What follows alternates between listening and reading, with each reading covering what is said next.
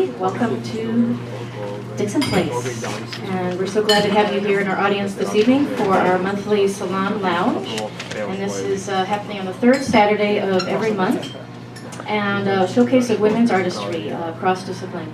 And it's a great place to be. We're so thankful to Dixon Place for their partnership over the last 5+ years. And couldn't do it without them. So thank you. And Leah over there is our bartender, so please patron her well throughout the evening. And after our show, please stay and mix and mingle, talk with each other. There'll be a show coming up from upstairs as well. So mix and mingle, get to know each other, and drink, but be safe. I'm Heidi Russell, founder of International Women Artists Salon, and it's my distinct pleasure to be the host this evening, and we'll try to keep it moving along. And I founded International Women Artists Salon in 2008, and we have a weekly radio show which takes place here, well, records here in the city, but obviously is broadcast all over the world, and we are now as a podcast, so you can download them and take them on the train with you and wherever you go.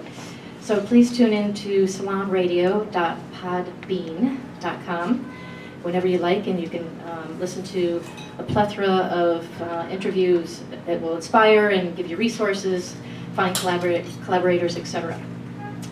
So tonight we are exploring courage and finding and discovering and talking about the various facets of courage. And with each of our showcases, we'd like to honor a historical woman creative. And tonight's honoree is Catherine Mary Dunham. She's also known as Kay Dunn, and she was born in 1909, died in 2006. She was an American dancer, choreographer, author, educator, and social activist.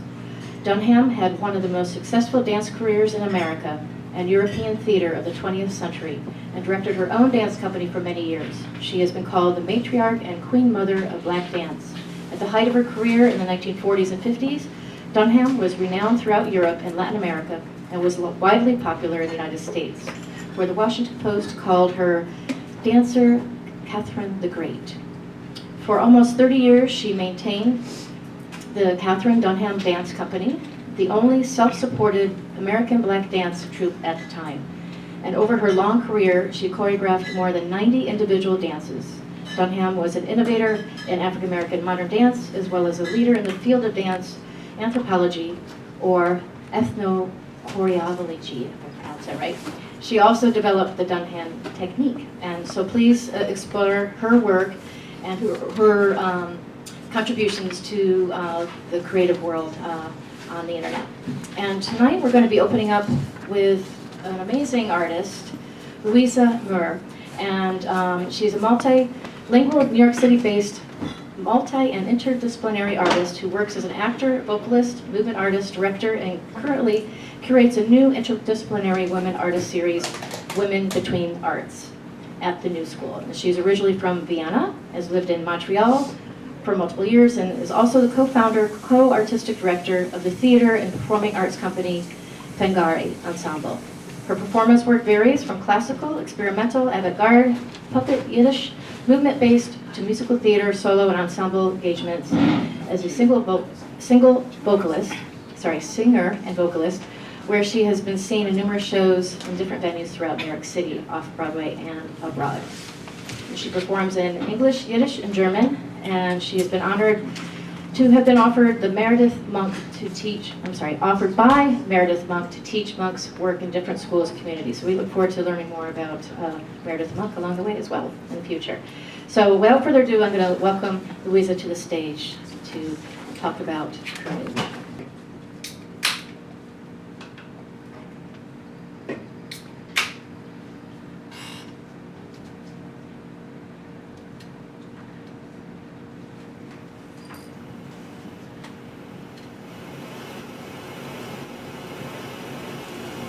On a general term, you didn't understand me wrong. Just on a more specific one, you did. You missed the detail. See this mess? Dirt everywhere. Unbelievable. I'm cleaning up my soul. There is one stain, this very specific one, that just doesn't want to come out. It doesn't wash out. And the more I scrub, the deeper it gets. Love is in the details. Isn't that a saying? Quite strange, don't you think? Ironic. Funny. I'm talking to your new you. Someone who looks different and still somewhere, somehow is you. I always thought it's all about loving someone and that's it. But that's not enough for you. You always want more.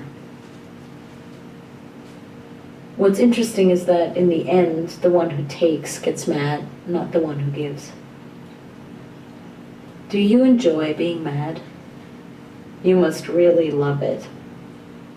Tell me when it's enough, then I will stop. Spoiling you, loving you, holding you, feeding you. I keep feeding you with love up to the rim till your barrel's full. Just tell me when. I have so much to give, I have real problems stopping again. I hold you dear, do you hear me?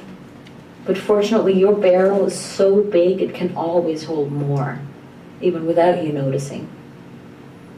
Just look at this mess. I also enjoy cleaning, did you notice?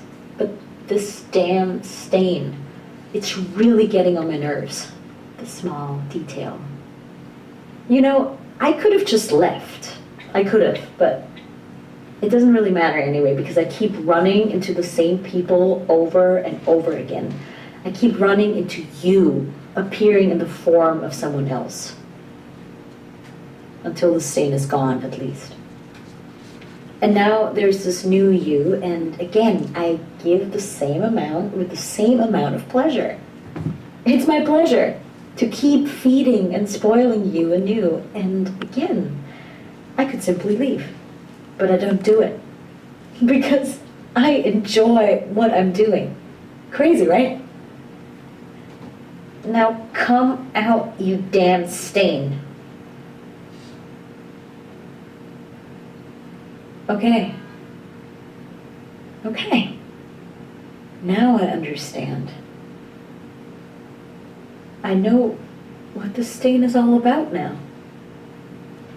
Do you remember when we were by the lake and you looked over to me and looked deep into my eyes and said, I love you?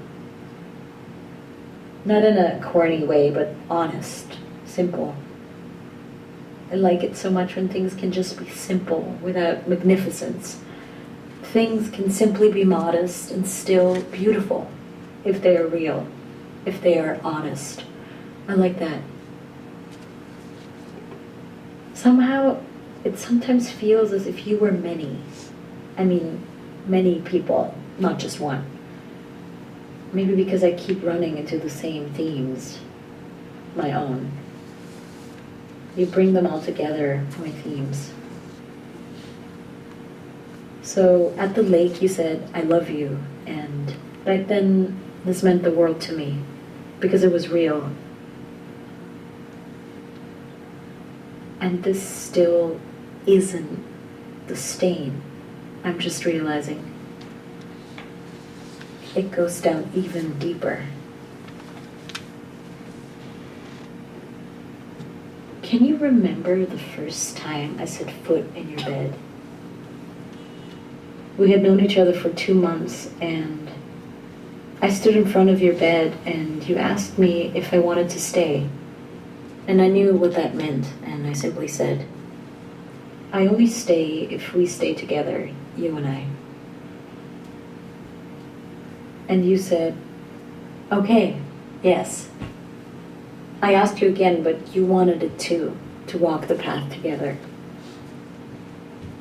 We made a pact, you and I. And in that very moment, it was already set up for failure anyway. Because who's supposed to know what the future holds? How can you make a pact about the future if the future is never certain? But that's the problem with pacts. In any case, I did crawl into your bed, as you very well know, otherwise we could have saved ourselves the trouble. But where I wanted to go with this is that as I was lying next to you in your bed, it was different than any other time I had ever lain next to anyone. it wasn't about sex. It was about love. Honest, simple, uncomplicated. I turned to the side and we were looking into each other's eyes for about 20 minutes. And your hand reached out to touch my face. And it did touch my face. And that was it. This one touch. That's the stain. That's where everything lies. Never before or after, come to that, had I ever felt such a touch. I can't really describe it. Soft, loving, warming, caring, simply in the here and now. You really fully saw me, and I fully saw you. I would never see you being so present again in all the time to come. This one touch was the reason why I stayed, why I didn't leave, why I kept giving, why I keep giving the new you whenever I encounter it, sometimes without even knowing. Through this one touch, I knew that you were my partner, that someone, no matter who touched like this, would be my partner. It wasn't even about you as a person, it was about your touch. Nothing else mattered. It wasn't important anymore. You touched my soul, right through my skin, felt my soul. And that was enough to stay with you, to sometimes still think of you, and to keep meeting the new yous over and over again. And although all the other stains had been washed clean, there's still this one, the last one. And now I finally know what kind of stain it is. Sometimes it takes some deep cleaning to realize what's actually there. And I have found under all this mess that I have finally cleared a stain. And that's mine. And I was ashamed of it. That's why the big mess was covering it up. But now I have uncovered it. And now I understand that no detergent in the world would make this stain go away. I now understand that this stain is allowed to stay. I'm not ashamed anymore. And it won't get covered up again by some big mess. It can just stay where it is, and that's okay. See this? I now simply let myself be kind to my stain. It needs me more than you do.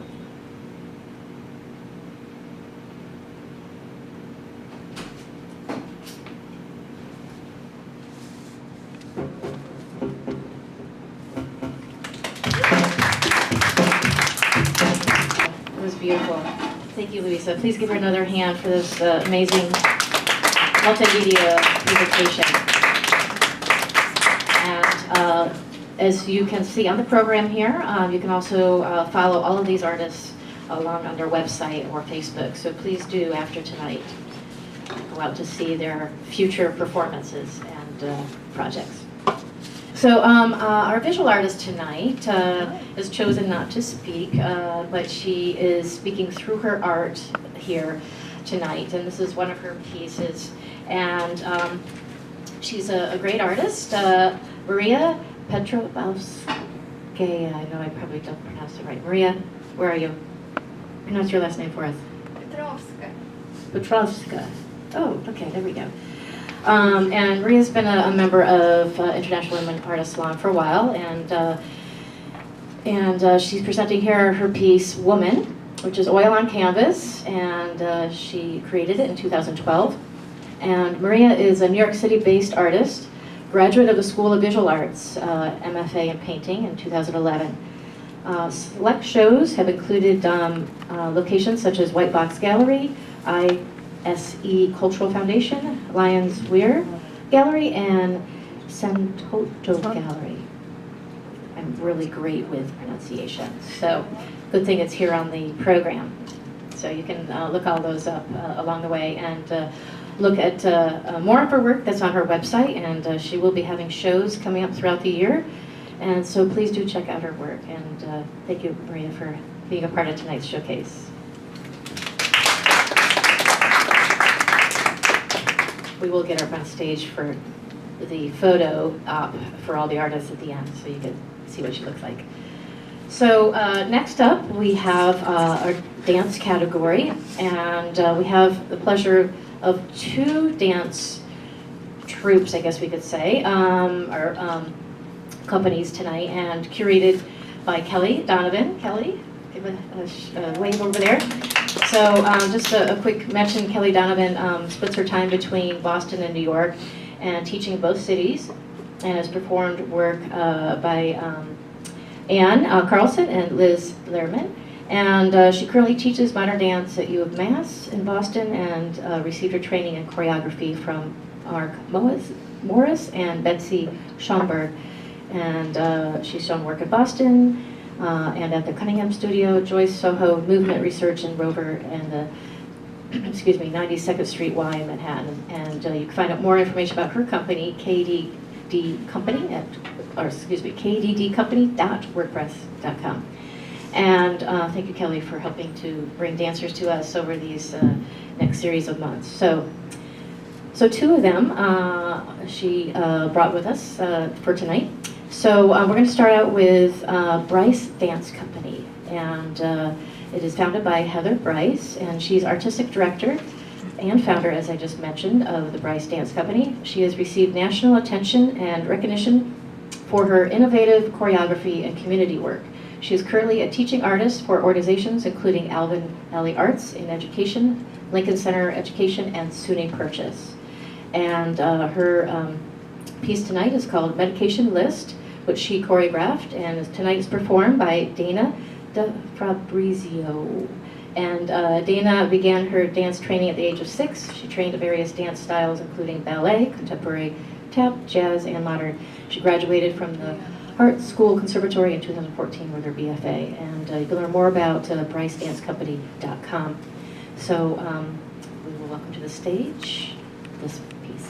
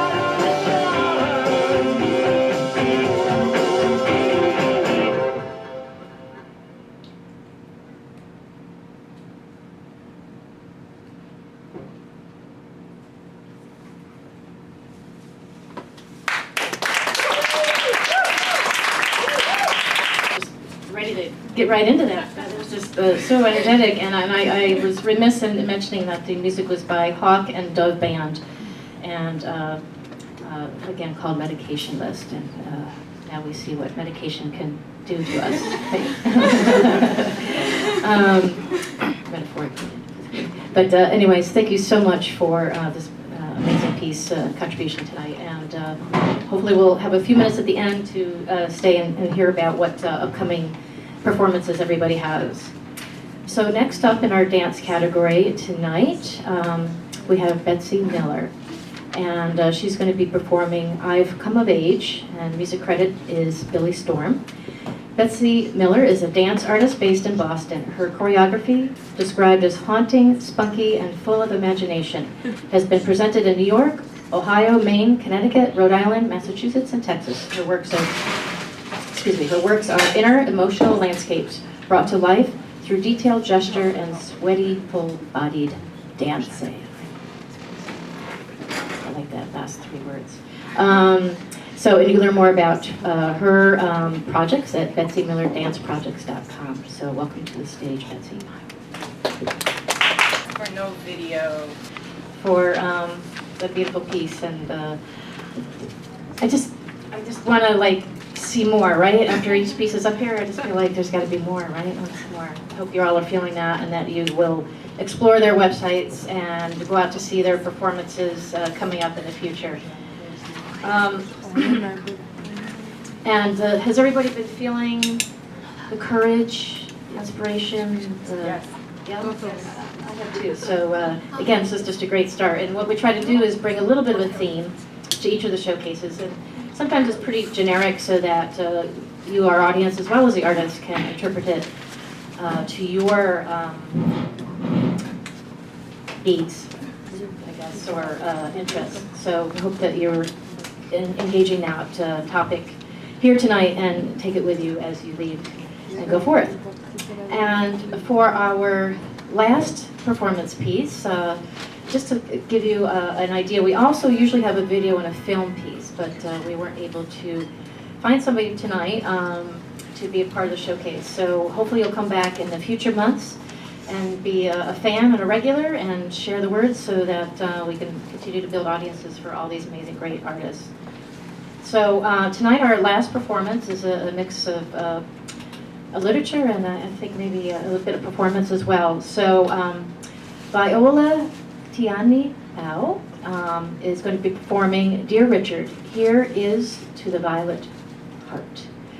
And Viola's work has always focused on revealing the ontological relationships between one's deep consciousness and the outside beings, selfness, identities, memory, and embodied perception, fantasy, healing, which highlight to embracing vulnerability, imperfection, truthfulness, and self-love. This romantic prose poem is to celebrate the vulnerability and the awakening during her experience of falling in love with a stranger. Viola Tiani Bao is from China and is currently a New York City-based actress, singer, and performer who just graduated from NYU, congratulations, with a master's degree in performance studies. Her versatile arts background in acting, singing, creative writing, and drawing enable her to fully explore and celebrate humanity along with her life journey across the world. And you can find her on Facebook. So welcome to the stage, Viola. Wow, we had quite the range of topics tonight, but they all speak to courage and what we experience in life and how we get through life and journey forward. And I hope this evening's performances have inspired you to have courage to pursue your passions and dreams and hopes, and I hope to see you again in the future. But I'd like to bring up, before we completely close down, if I could bring up all the artists on stage. So come on up. Women Art Salon. And we'll see you next time. Saturday.